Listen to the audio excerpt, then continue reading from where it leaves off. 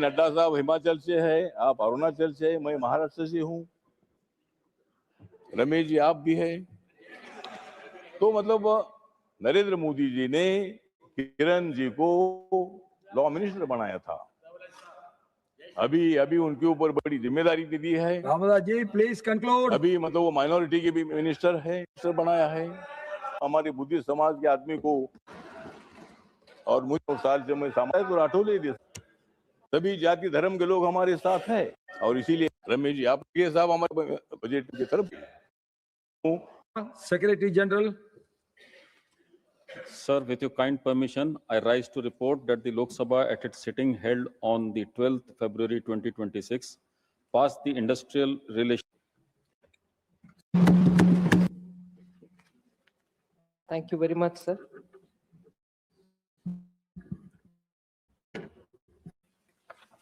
Sir, this budget is being presented at a moment when there is a very rare balance for India.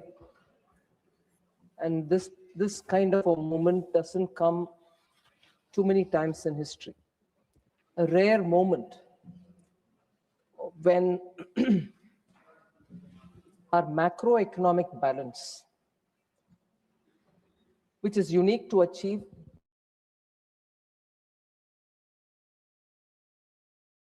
marker with which I want to start commenting on the observations of the honorable members. It is an achievement of the entire country. It is the achievement of our people to have a wonderful balance. That is, you're having a good high rate of growth of the GDP, and there is a low inflation, which is being held at that kind of a level for continuously some time. I'll get into the details. This kind of a unique balance, high growth and low inflation. And that is why, not an observation made by the ministry, but I think the Reserve Bank of India had used the expression Goldilocks moment. It is not something which the ordinary citizen of India is going to relate to as a terminology. But it is a rare moment, is something which all of us can recognize, and it is not by fluke or some rare coincidence that we've arrived here. Tremendous effort, granular details in planning, and timely action that we can continuously do as a government has been undertaken, and I will elaborate it as I go down when I'm talking further on this topic. So that kind of an ideal condition for sustained growth, inclusive development, and maintaining a balance of our inflation. At one point in time, there are people who commented to me saying, shouldn't the inflation be a bit higher than what it is? Because for good growth, you need that. And that's where this whole debate about real growth versus actual growth and so on. So it is a rare moment for us. And it gives us, therefore, the confidence for planning for the next decade, 2 decades, let us say, till we reach Viksit Bharat 2047. And therefore, the budget, whilst recognizing the external challenges and the kind of situations of uncertainty which prevails all over, still has had the advantage to be able to give that kind of a lead to the common public that this has the direction, the challenges prevail, but our destination is Viksit Bharat. Therefore, how to keep that growth at a level which is sustainable and at that highest level that we've reached. So that is the backdrop with which this budget has been prepared. Sir, the National Statistical Office gave the first advanced estimate. The real GDP growth there in that advanced estimate is projected at 7.4% for the year 25-26, with a nominal growth rate at around 8%, while CPI inflation has softened to nearly 2%. So this is that combination that I'm talking about of a strong growth, price stability is really uncommon globally and reflects the strength of India's economic fundamentals. And this I would place again at the cost of repeating is an achievement of the people of India. And there is no way anyone can decry saying, oh no, but this economy is probably dead. This economy is not really doing well.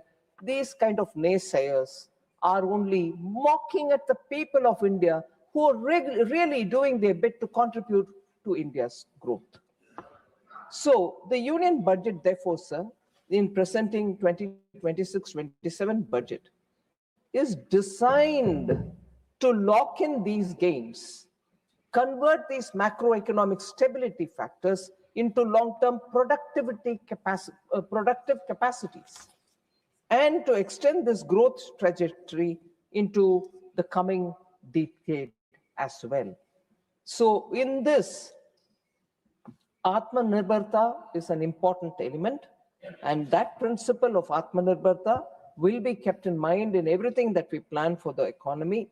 We have built domestic manufacturing capacity, and that is very obvious. And energy security is also something which we've kept in our minds while preparing the budget. So we have also ensured that citizens also become Atmanirbhar in their own spheres of life. So ease of living, when we say that we have taken measures for ease of living, when we support employment generation, when we improve agricultural productivity, and when we increase the household's purchasing power, these are all conscious steps taken by us, resulting in these aspects of our life, and therefore all services will have to be now be available for all citizens so that they are able to chop their own course. So therefore in this budget, you also see, sir, that to develop our human capital, we have set a target of creating 1 lakh allied health professionals over the next 5 years. And that scheme is supported by a total allocation of 1,000 crores for this year only, for these next 12 months.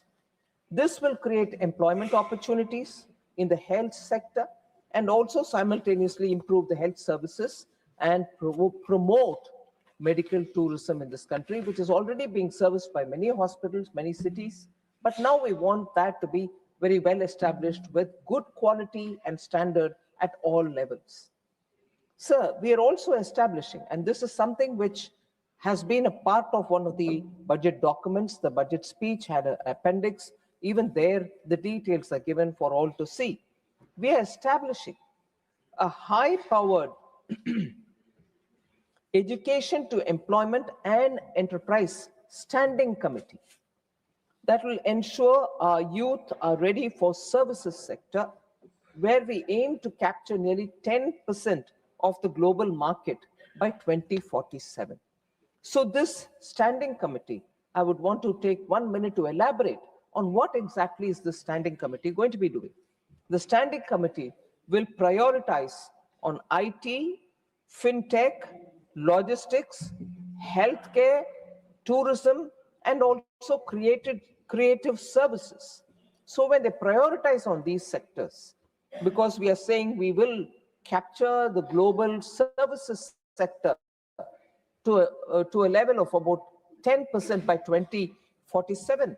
These are the probable sectors where a lot of service sector related entrepreneurship can develop, and for which the standing committee will prioritize on these sectors.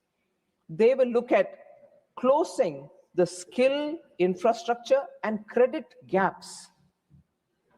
The standing committee will also suggest reforms for standards, for accreditation, and for digital regulation. It will help expand AI, cloud, and professional exports. These are areas in which we want exports to increase.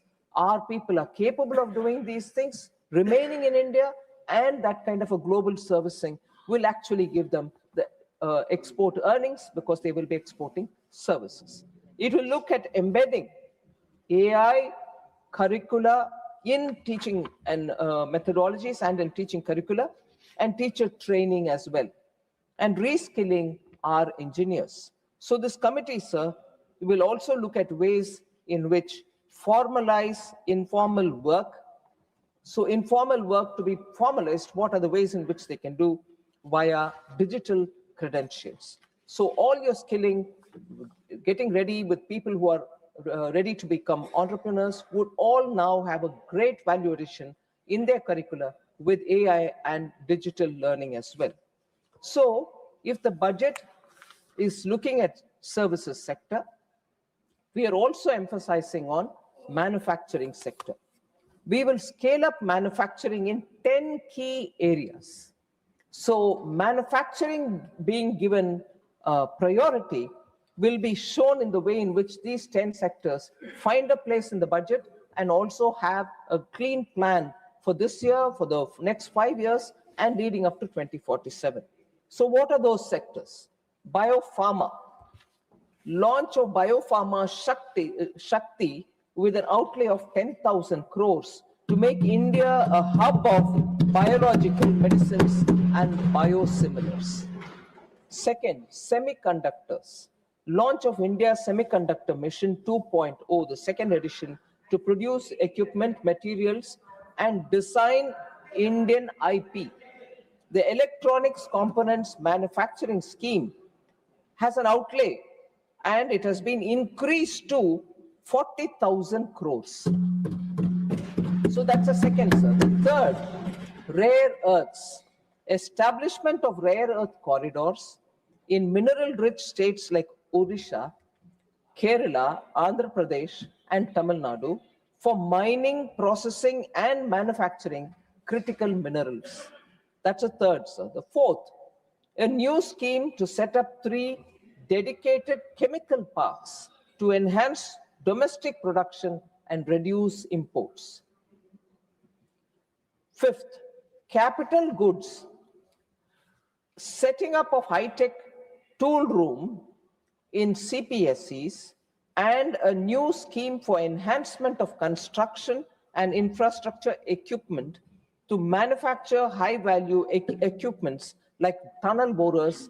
And I expanded during my speech that it need not just be on heavy machines which are used for laying roads or laying the metro, but also for today's urbanization, multi-storied apartments. Many of the operations are today becoming mechanized, street maintenance. For all of them, you need machines which have to be heavy-duty machines which have to be produced and made in India. But in the meanwhile, we've also allowed a certain level of imports for some of the components and machinery and for them to set their manufacturing here. Sixth, sir, container manufacturing. A dedicated scheme with an allocation of 10,000 crore to create a globally competitive container manufacturing ecosystem within India. Seventh, mentioned in the budget but not much spoken outside, sports goods. A dedicated initiative to promote the manufacturing of affordable sports goods. India is likely to host the Commonwealth Games. We are also going to be pitching for the Olympics. So Indian sportsmen need affordable but international class sports goods. So we will be promoting the manufacturing of such high quality sports equipments within India. Legacy clusters. So when we're talking about manufacturing in India and there are units which are being established, large production of frontier technology matters are also being considered, but does it mean that we'll forget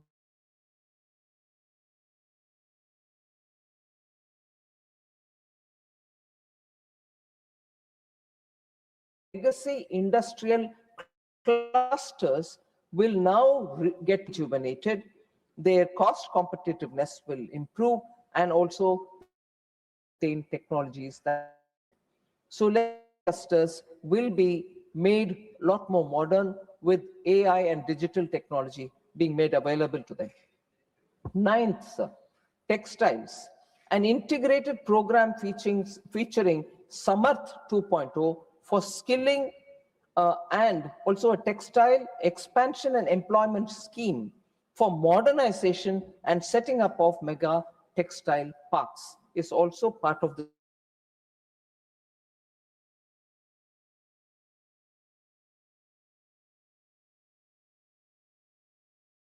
ones which have potential to grow bigger.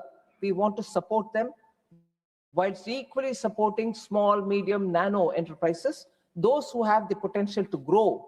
Last year, you would recall, sir, that we had expanded the limit for the definition of MSME itself by increasing the turnover limit so that a medium-sized industry doesn't have to fear that he might lose all the benefits that he gets by being an MSME if only he had the opportunity to grow by growing.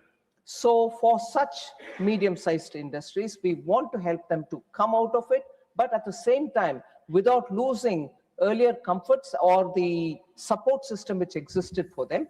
So for that, building champion MSMEs, the budget introduces 10,000 crore in the name of SME Growth Fund, Small Medium Enterprises Growth Fund, and mandates the TREADS platform for CPSEs to solve liquidity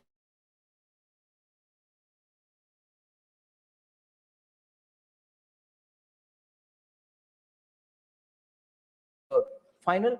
But here, we have emphasized now through this budget that all CPSEs will have to become part of the TREADS platform so that every bill gets paid in due time, or else the monetizing of it will happen. And that will set a precedent for private sector large firms also, which delay payments for the MSMEs, but getting onto the TREADS platform, it's all transparent and very clear for everybody to see that timely payments of their dues for the MSMEs itself will be a very big relief.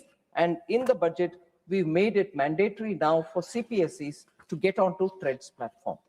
So we're also providing professional support for these MSMEs through corporate mitras with the Institute of Chartered Accountants of India, the Cost Accountants of India, company secretaries. We are creating corporate mitras who will go through a process of learning, who in turn can help MSMEs to help with such issues which need professional assistance. So additionally, of course, customs duty exemptions have been provided for critical minerals like lithium and cobalt, and capital goods for manufacturing of lithium ion cells, nuclear energy, aeroplanes, and so on. We'll also be developing an integrated East Coast industrial corridor so that the eastern region will benefit by getting greater connectivity with the rest of the country. And a node will be set up, we said, in Durgapur. So these steps actually mentioned in the budget is a proof that our resolve to build a resilient and self-reliant India, not just by talking, but by putting money and planning for the next several years. So in this, I wish to emphasize that this is the Council of States. I urge all parties and honorable members to encourage their respective state governments to participate actively in these schemes which are announced, many of which will operate in a challenge mode. So the sooner they come with an exhaustive planning, looking at all the filters which prevail in the PM Gati Shakti, what will be the footfall, what kind of connectivity it has, where are the railway stations or ports connecting these areas and so on. If the filters are looked into and any state comes up for these mega schemes which we have announced, they can stand to benefit. So that is one of the reasons we have chosen not to mention the names of the states for these particular mega announcements. Any state can qualify and come and in the challenge mode benefit from it. Sir, since I'd rather get to answering members and their issues, I'm not going to talk about the receipts and the expenditure. One point that I would certainly want to highlight is whilst gross receipts, non-tax receipts are all mentioned in the budget speech itself, banking and credit availability in order that industries can grow, has also seen a considerable growth. The total credit has expanded by 13.8% in the current financial year. That is, as of 15th January 2026, for the year ending 31st March 2026. The non-food bank credit has grown 13%, and the non-bank credit, that is the NBFCs, has also shown a growth of 15.4% in the same period. So the high-level Committee on Banking for Viksit Bharat will comprehensively review the banking sector and align it with the next phase of growth for India.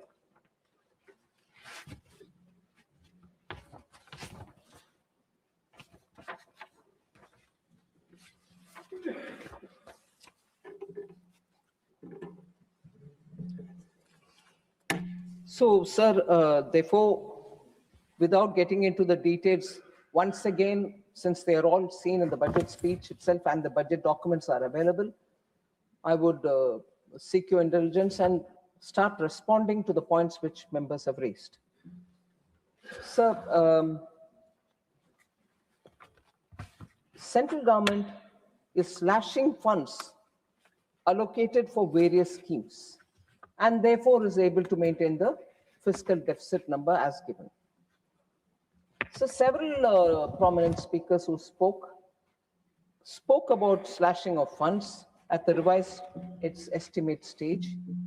So leading them to conclude that public finance is not managed well, or it's a deliberate attempt, I would think, to mislead the House.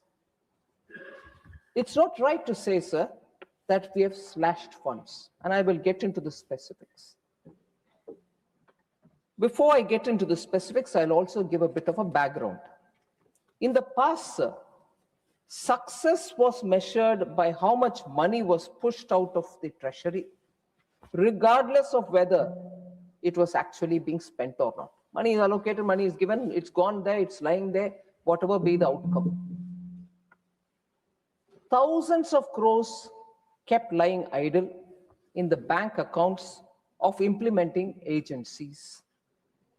At the state government or while the central government, sometimes you borrowed money, you gave it, and we are paying interest on it. So it also created a huge float in the banking system. So clearly, a glaring need for reforms in that aspect was before all of us. So through the public finance management system, the single nodal agency, SNA Sparsh as we call it, we have now absolute visibility of where the money goes, where it remains, where it gets spent, where it doesn't get spent, and where it is lying idle. We have a clear visibility. And equally, this system has given us the advantage that just in time we can release for the state which wants the money for that particular purpose, and that will be based on the state's own share which is getting spent. So the state put their own share and spend the earlier installments given by the center, after which the funds under the scheme are released further to them. So strictly the money goes when it is required and gets utilized, and on getting utilized, the second tranche goes, and so on. So, sir, we do not blindly release more just because we need to book expenditure. We do not do that. We ensure that the money is released only when the ground level work demands it. And on that, the state and the center can have a conversation, and if it requires, we will release.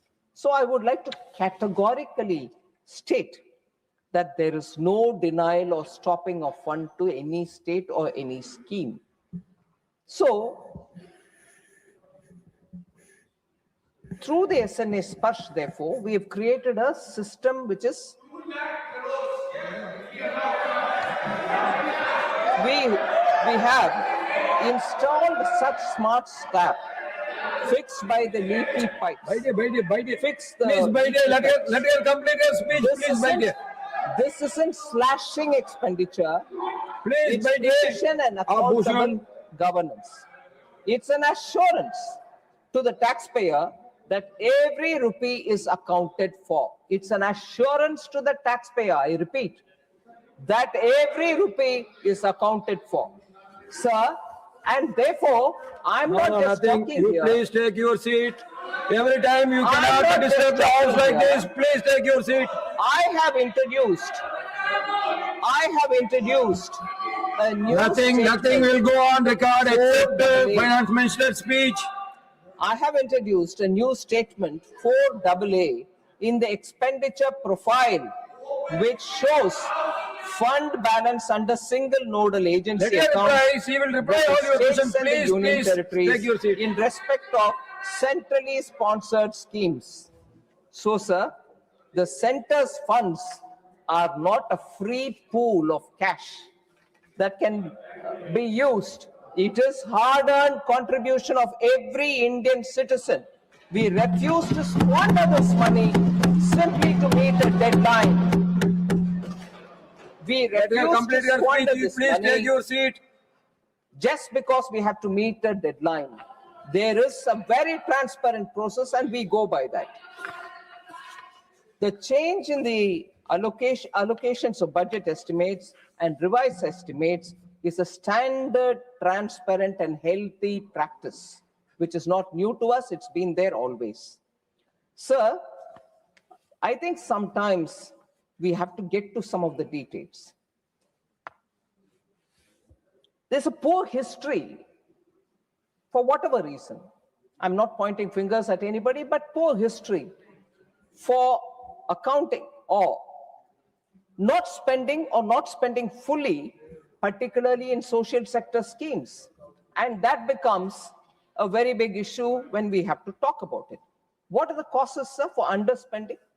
Policy paralysis, disdain for governance, poor policy planning and execution. So large unspent funds remain there, particularly in the social sectors, schemes. And I will now compare our 10 years with the earlier 10 years also. There can always be an observation saying, okay, now you have 10 years, why can't you? We are improving, but 10-year patch of the earlier government, look at the amount of unspent amount. Sir, 14 major social and rural sector ministries. I've taken them, 14 major social and rural sector ministries, compared 2004 to 14 with 2014 to 24. Because the concern comes about unspent money, you are remaining without spending, you're crunching that, and therefore you're having fiscal discipline, fiscal deficit number achieved. No, I want to tell you that between 2004 and 14, in these 14 major social and rural sectors, 94,060 crore of budget expenditure was left unspent during the UPA era. 94,060 crores. Now, between 2014 and 2024, that has drastically come down to 1%, meaning 37,064 crores is all that is left unspent in these 10 years. So when 94,060 crores of budget was left unspent, it made up for 6.4% cumulative budget estimate. Whereas here it is just 1%. Under NDA, Prime Minister Modi's government, only 1% in these social sectors are remaining unspent. I want to place these data because it's important. Why? Just as questions are being asked about these monies are remaining unspent, you're crunching this number and therefore fiscal discipline. Equally, the very same people would ask about, what's your debt? Why is it growing? Why are you borrowing so much? I find पारस्परिक विरोधाभास है इसमें. खर्च नहीं करोगे और खर्च हम ज्यादा कर रहे हैं मगर खर्च नहीं किया. और इधर बोल रहे हैं नहीं खर्च करो उधर, मगर बोरोइंग क्यों बढ़ रहा है? बोरोइंग बढ़ेगा जब कैपिटल एक्सपेंडिचर बढ़ना चाहिए, क्योंकि एसेट क्रिएट कर रही है. So this mutual contradiction has to be resolved by people who are asking this question. Congress sheds crocodile tears about rising debt. Sir, you want us to borrow more money and release funds also to the states? I want to say this, sir. Government cannot borrow excessively. That's a principle which guides us. The Congress is obsessed about outlays. कितना outlay? इसमें कितना दिया? कितना दिया? कितना दिया? मगर हम तो मांग रहे हैं कि पैसा भी देंगे मगर आउटकम भी दिखाओ. सो कांग्रेस को खर्च के फिक्र है, हमें नतीजों का फिक्र है.